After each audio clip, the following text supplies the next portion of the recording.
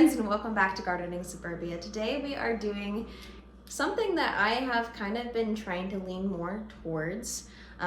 So this past year I went ahead and purchased a few different medicinal herbs in the hopes that I would be making some of my own products.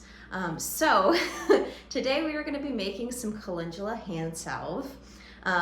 So I have been infusing this batch of calendula flowers in my windowsill for about 8 weeks now. So based off of the recipe that I found a blog post, really in depth, super awesome. It's from Homestead and Chill. I'll link it down below. But she really went into depth on the types of oils that you could use for infusing, their benefits, their comedogenic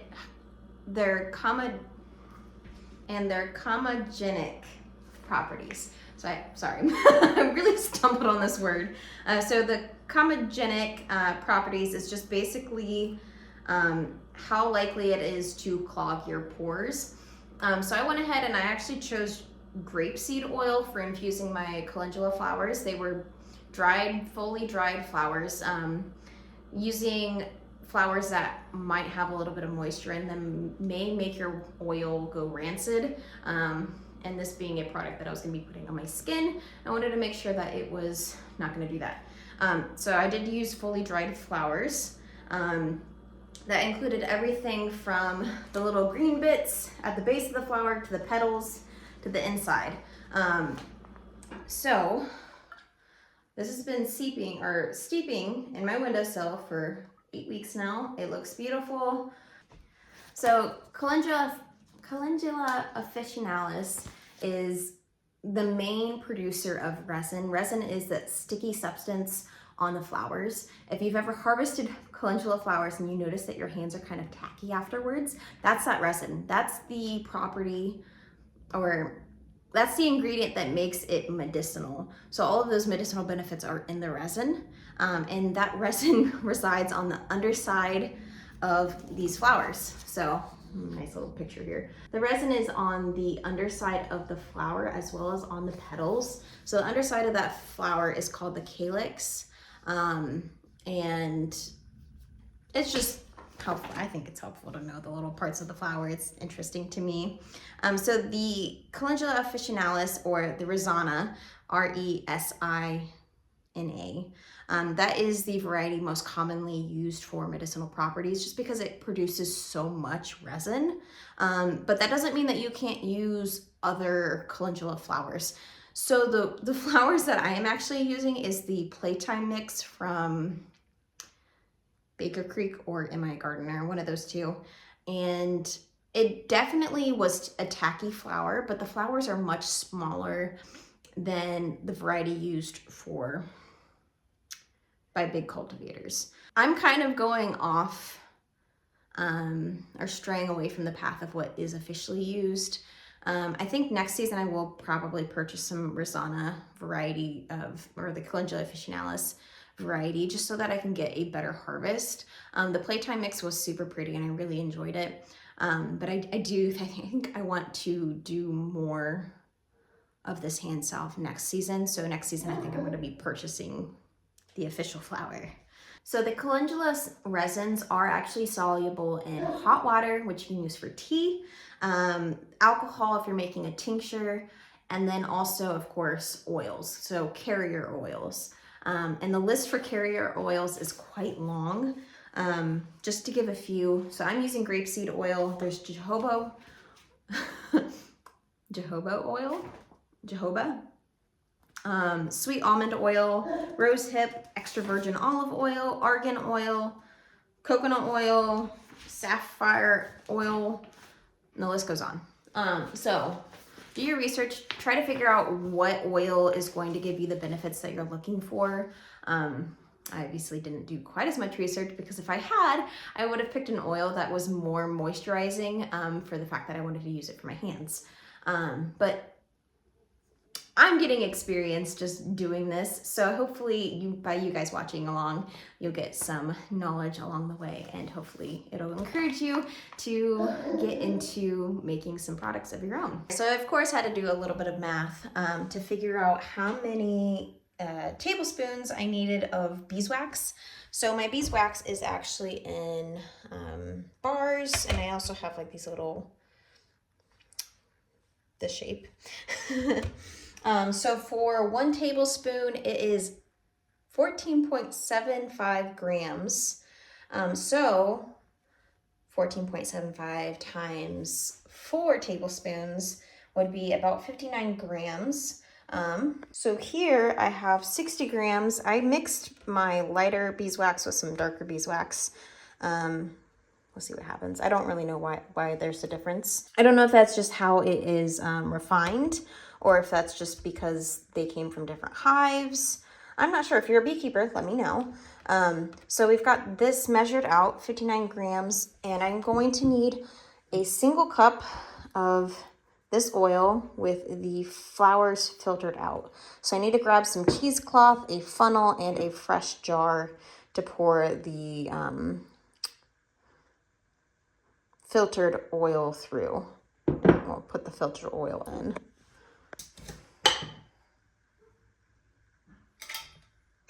All right, so we're just gonna start filtering this through my cheesecloth, making sure that the flowers are left behind. I used grapeseed oil for my oil infusion. This is a comedogenic scale level 1, which can help reduce acne, as well as it's super lightweight, non-greasy, and it absorbs pretty easily. Although it is not super helpful with giving you moisture to the skin, which I should have thought about more, because the main reason that I was making this was for my hands. My hands get super dry during the winter because I constantly, with my job, am washing my hands, and going from warm inside to cool outside, my hands just crack. So next season I will think about that more, because I will be doing this again. This year I think I'm going to actually be gifting some of these jars of hand salve to friends and family. So currently I have my double boiler, super sophisticated setup here. So I just have a pot that I don't really care too much about, just because I'm going to be working with beeswax. I don't know if it's going to boil over or anything, and if this pot gets beeswax on it, I'm not going to be too worried about it. I also bought a new Pyrex specifically for making these kinds of products. So it's going to be used for beeswax and the likes. So I have this filled with water. I may need to turn it down a bit so it doesn't boil into my Pyrex. And I may need to take some of the water out. But I have water in the pot. My Pyrex is sitting in that, and it has no water in it. I also got this recipe off of Homestead and Chill's blog. So we need 1 cup of calendula oil, which I think we have way more than a cup. So we might have some leftovers. I'm gonna do just the base recipe because I don't know. I honestly just don't want to do all the math that it requires to figure out how much of this recipe I need to fill all of my jars. The capacity of this jar is 2.4 ounces. So I don't really know, I don't really want to do the math to figure out how much of this recipe I would need for 2, 4, 6, 8 of these jars. So we're just going to do the base recipe and see where that gets us. And then if I need to make more, I'll make more. If not, I can go ahead and actually store this infused oil in the fridge. Putting it in the fridge makes it so it lasts longer. You can keep it at room temp. I think I'm going to put it in the fridge in my basement just because I have so much extra space down there. And why not try to give it the longest shelf life as possible. So we need a cup of the calendula oil, 3 to 4 tablespoons of the beeswax pastils, which are just like the little beeswax balls, or approximately 1 ounce if you're using shaved, block, or other forms of beeswax. Oh, 1 ounce if you're using shaved block. 1 ounce.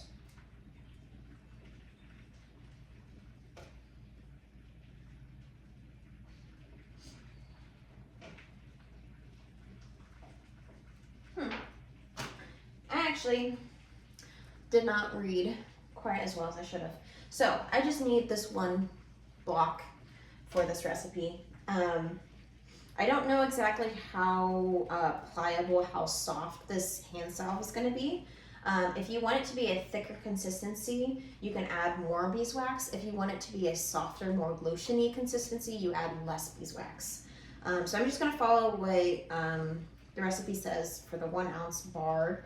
This is a little bit bigger. It's 1.22, but we'll see where that gets us. So we've got this heated to a medium, she said medium-low heat. Turn that down a little bit. And we're gonna add in our cup of calendula oil. All right, so the beauty of a Pyrex is it has the measurements on it. So I just need a single cup of this oil.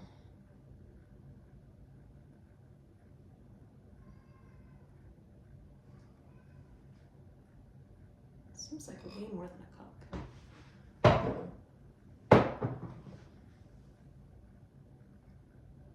I wasn't sure if I got a janky Pyrex or not, because this just looks like a lot for it being a single cup. So there's a cup. We're gonna pop that belly back in there. And then place our lid back on here. We probably have maybe another cup's worth of a recipe. And then we're gonna add our bar of beeswax. It says to continuously stir this while it is melting. And then as soon as it melts, you want to remove it from the heat. So I have it on about a medium low heat, about 4 on my stove. I have this measuring spoon that is for a tad. I've had this for forever. I've never used it, so I'm going to sacrifice it to my calendula hand salve so that I can stir this. We'll see how this goes.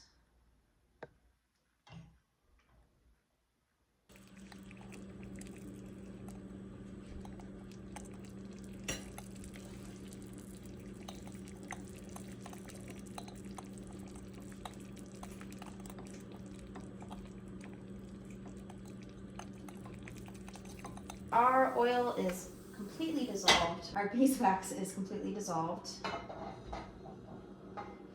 So I'm just gonna dry off outside of this real fast, so I'm not putting any water into our salves.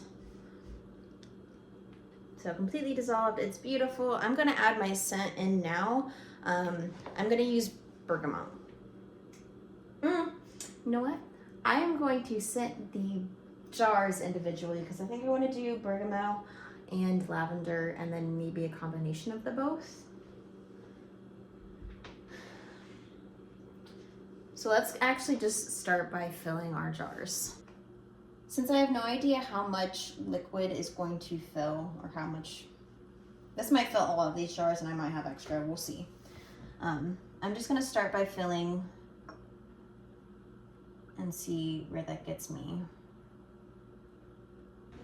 Now that I have actually finished this project, I would say that I wish I would have added my scents in prior to adding in my oil and beeswax mixture, and added that scent into each individual jar. That way when I did put that mixture into the jar, it would just kind of self-mix. Otherwise, maybe I would have just done a single scent and added it into my Pyrex jar as a whole, just because you'll see I get kind of confused with the scents, for one. Two, I'm using this little teaspoon to kind of mix up the things. It's the mixture is already kind of solidifying as I'm stirring, and so it's getting stuck to the spoon, and it's just kind of a little bit more work than I would have liked. In the future, maybe I'll just do a single scent and I'll add that to the Pyrex, and I definitely will make that scent stronger. So in this case, I think I used 2 to 3 drops of essential oil per jar, and it has a very light scent, but it's not very strong, and I kind of like the stronger scents.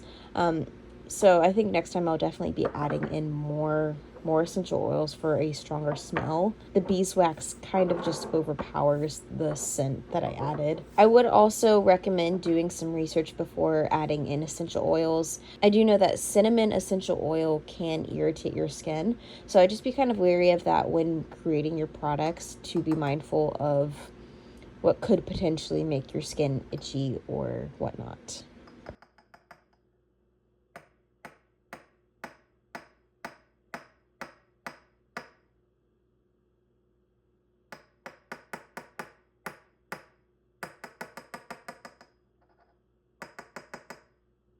All right, so we ended up getting 5 2.4 ounce jars of Calendula hand salve.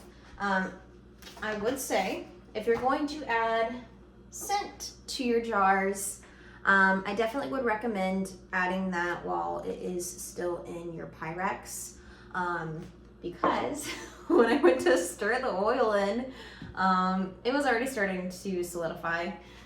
So we'll see how it turns out, see if that scent is actually evenly distributed or not. We'll find out. It's the first time. I'm learning. So we got 5 of these cute little hand salves.